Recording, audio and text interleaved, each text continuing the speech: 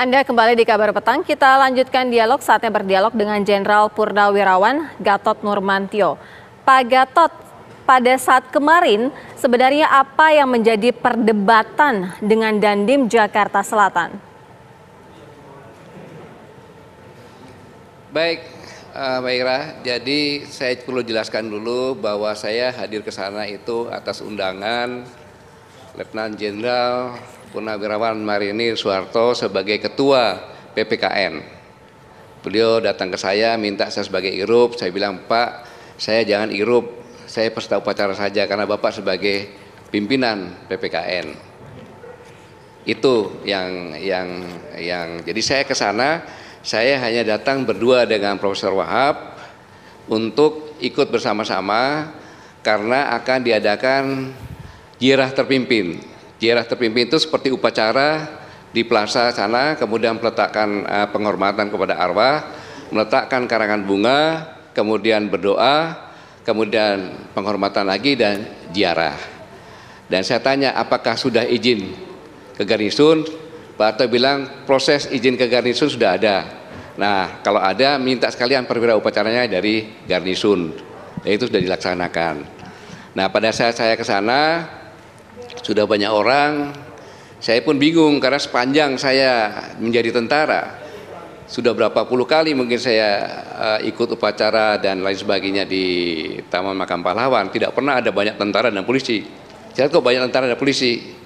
Nah, saya masuk, kemudian pas saya mau berangkat sama-sama dengan Pak Harto, persiapan untuk masuk dengan baris menghormat, ditahan oleh Pak Dandim.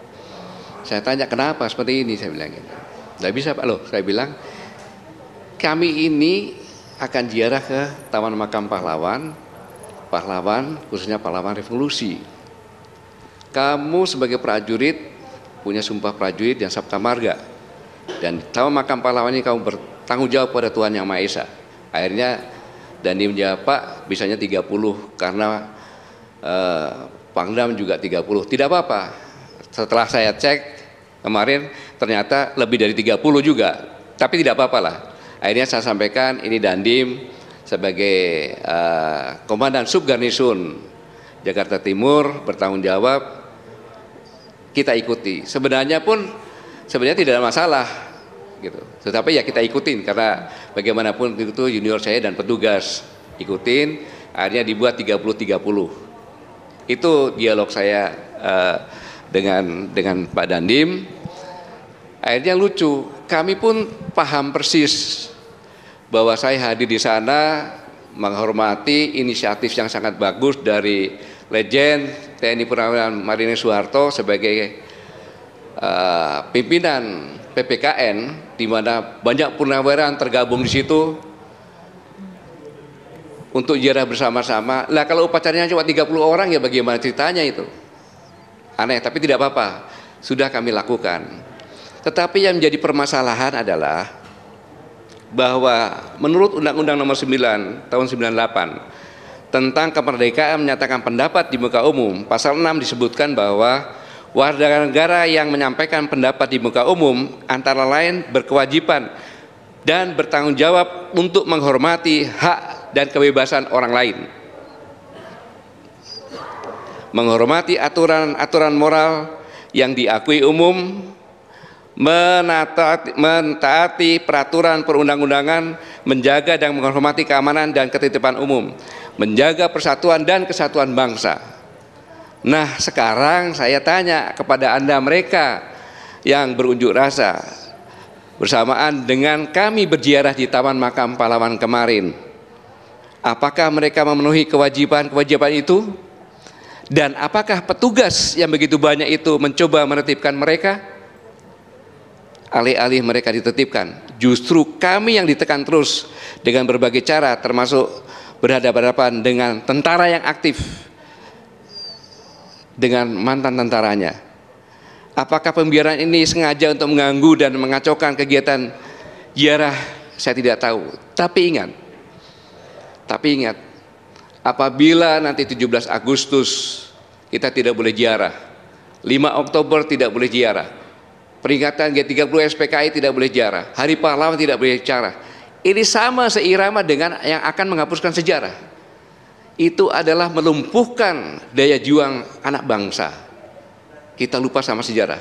Ini sangat berbahaya. Tadi saya menyimak sedikit Pak Agung bilang Pangdam. Kami tidak ada di situ. Yang ada kami itu hanya saya dengan Pak Wahab, ditambah lagi Pak Yani. Nggak ada lagi yang lainnya. Saya katakan itu bohong besar. Jangan berbicara seperti itu. Tanya kepada Pak Harto. Itu semuanya adalah purnawirawan semuanya. Saya pun sudah pakai baret hitam. Tapi begitu lihat banyak anak-anak komando, saya pun orang komando, pasukan komando juga, saya pakai baret merah. Kita semuanya ingin menghormati para senior kami yang sudah mencurahkan pikiran, keringat, darah, bahkan nyawa. Khususnya dalam peristiwa G30 PKI. Sambil berdoa kepada para pahlawan semuanya. Dan kami iri kepada mereka semuanya, para pahlawan yang mulia. Kami pun semua ingin seperti para pahlawan jadi syuhada. Kok diganggu? Apakah PPKN merupakan organisasi teroris? Organisasi terlarang? Kan tidak. Ini yang menjadi pertanyaan bagi saya. Saya hanya tamu, saya hanya tamu saja. Tapi kebetulan yang dihadapi adalah Dandim, maka saya maju karena saya juga angkatan darat. Agar tidak terjadi salah paham. Dan kami ikuti. Rencananya 30. Begitu 30 yang baris, teriak-teriak Covid segala macam segera bubarkan. Ya gimana yang lainnya kan banyak ingin bergantian masuk ke makam pahlawan, malah disuruh pulang.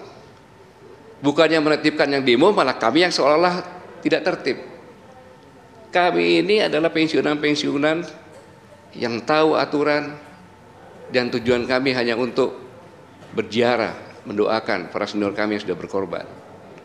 Apa salah kami? Itu pertanyaan yang mendasar. Begitu, Ira. Pak Gatot, itu perlu dipertegas ketika Pak Gatot Nurmantio datang ke Taman Makam Pahlawan, di luar dugaan ada sebagian yang memanfaatkan situasi dan mendukung kami, Pak. Mendukung kami Koalisi Aksi Menyelamatkan Indonesia di sana. Dan Anda bahkan menegaskan tidak menyangka di luar ada kericuan yang lain oleh sekelompok orang. Saya tidak mendengar itu. Sekali lagi saya tidak mendengar itu. Dan tangkap orang-orang itu pasti bukan kami. Ini sudah sangat keterlaluan. Saya ulang, ini sudah sangat keterlaluan. Kok bisa tahunya saya akan ke situ? Padahal saya hanya Pak Harto saja. Gitu loh. Jadi janganlah mengada-ngada. Jangan begitulah. Sama-sama anak bangsa. Kalau di tempat lain saya demo biasa saja. Tapi ini acara para purnawirawan yang dipimpin oleh Letnan Jenderal Purnawirawan Marinir Soeharto. Saya diundang di sana.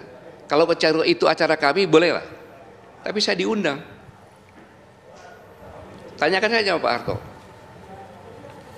Begitu ya. Tapi jadi, Pak Gatot apakah mengetahui? Pak Gatot apakah mengetahui massa yang di luar yang menolak kehadiran Pak Gatot yang ingin tabur bunga? Pak Gatot mengetahui mereka itu siapa, dari mana, disuruh siapa? Apakah sudah ada info itu ke Pak Gatot? Saya tidak mengerti karena saya habis dari Kerawang, saya langsung ke Taman Makam Pahlawan, langsung masuk ke dalam. Masuk ke dalam di dalam saya bicara dengan Pak Laksamana Purnawirawan Slamet, kemudian dengan mantan Kasau, kemudian beberapa teman-teman senior-senior saya berbicara di situ. Begitu keluar, saya lihat ribut begitu. Ya, Pak Gatot, Pangdam tadi menjelaskan bahwa jangan sampai ada purnawirawan yang disusupi kepentingan politik. Saya hanya bicara astagfirullahaladzim. Saya tahu benar itu purnawirawan baret merah, purnawirawan dari Marinir, purnawirawan dari Kostrat, purnawirawan dari berbagai angkatan bersama-sama situ. Kita hanya ingin berziarah. Saya yakin nuansa kebatinan saya dengan para itu sama. Kita sangat menghormati senior-senior kita yang sudah berkorban untuk keutuhan Negara Kesatuan Republik Indonesia ini. Untuk menghormati, datang ke situ dan untuk berziarah sambil berdoa. Di tiap-tiap makan kami berdoa. Itu. Politik Saya pikir kalau tuduhan politik kan saya saja paling. Saya tahu Pak Harto nggak berpolitik kok. Saya tahu Pak Purnawirawan nggak ada itu politik. Mereka purnawirawan biasa saja. Dan apa sih kekuatannya Purnawirawan? Kenapa kok dicap-cap seperti itu? Pak Gatot Tunjukkan, merasa tidak jangan ada berhalusinasi. tekanan karena Pak Gatot saat ini berada dalam lingkaran kami. Tekanan apa saya? Saya tidak ada tekanan. Merasa Tidak ada ditekan yang bisa maksudnya? menekan saya. Oke. Saya tidak merasa ditekan. Kalau ada orang demo kepada saya, ya saya bersyukurlah. Karena demo itu pasti bayaran, sudah terbukti. Dan itu saudara-saudara saya sebangsa saya yang kesulitan ekonomi. Maka saya katakan dengan di antara kami, kalau ada demo 10.000, 20.000, ya kita bersyukur, doakan para pendemo itu. Agar mereka pulang bisa membawa uangnya dengan selamat, keluarga bisa makan dalam kondisi ekonomi yang sulit ini. Pak Gatot ini luar Kalau ada biasa orang berani sekali mengkritisi Pak saya. Gatot menyebut masa yang demo menolak kami ini masa bayaran. Dasarnya apa Pak Gatot sebenarnya? Dasarnya satu, yang di Bandung, mahasiswa dibayar 100.000. Kemudian di Surabaya yang pertama kali dibayar 16 juta. Kemudian yang demo saya kemarin mengakui sendiri dibayar. 3 permasalahan ini kalau menurut saya itu gambarannya begitu. Jadi kalau dibayar ya biarin saja, enggak apa-apa kan. Mereka dapat ongkos untuk tambah-tambah makan. Enggak ada masalah saya. Kalau orang mengkritik saya pun saya hargai. Karena orang yang mengkritik saya pasti dia membaca atau menyimak apa yang saya sampaikan. Oke, Pak Gatot, informasi Dengan pola dari mana pikirnya, kalau asumsi mereka itu mereka yang kritik demonstrasi saya. adalah dibayar? Ya, Ada informasi dari mana sehingga saya Pak Gatot tidak menyampaikan mengatakan yang seperti kemarin itu? dibayar. Ya, saya menyampaikan demo yang di Gunung Sate dibayar. Demo yang di Surabaya yang pertama PPI dibayar. Dan demo yang pada saat saya itu dibayar. Informasinya pengakuan dari yang demo. Begitu. Baik. Pak Gatot, meskipun saat ini Anda bisa kami katakan mantan Panglima TNI dan statusnya sudah purnawirawan, tapi kan tidak bisa luput juga, tidak bisa dilepaskan dari status Anda sebagai seorang deklarator kami. Bahkan ada juga yang menuding Anda ini jangan-jangan manuver untuk nanti 2024 menjadi seorang capres, Pak Gatot. Tanggapan Anda seperti apa? Bagi seorang politikus boleh saja beranggapan seperti itu. Ya, boleh saja beranggapan seperti itu. Tetapi kalau saya sebagai deklarator kami ke Taman Makam Pahlawan kemudian ditolak, salah saya apa? Undang-undang apa yang saya langgar? Walaupun saya mantan Panglima TNI, kalau memang saya berkaitan dengan hukum, kenapa enggak proses hukum saja? Apakah kami itu suatu barang yang terlarang? Perbuatan-perbuatan yang tidak baik atau melanggar hukum atau apalah? Kan bukan. Dan dilindungi oleh undang-undang. Lalu kalau saya berziarah di undang, nanti saya ke perkawinan, takut orang undang saya ke perkawinan, dipiranya perkawinan untuk kami lagi. Ke restoran, nanti saya nggak boleh dong ke restoran. Emangnya saya teroris? Kan bukan dong, saya warga negara biasa. Dan saya purnawirawan, rakyat biasa. Apa yang dia takuti kepada saya? Kan aneh kalau gitu.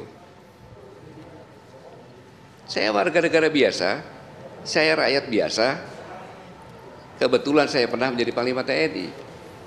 Dan saya di kami, jelas saya deklarator kami. Lalu pertanyaannya kenapa kami? Apakah ada hal-hal yang melanggar undang-undang di kami? Apakah membahayakan? Itu kan asumsi saja. Begitu ya, jadi saya nganggapin semuanya itu dengan senyum santai-santai saja. Baik, terima kasih mantan Panglima TNI, Jenderal Purnawirawan Gatot Nurmantio. Selamat petang.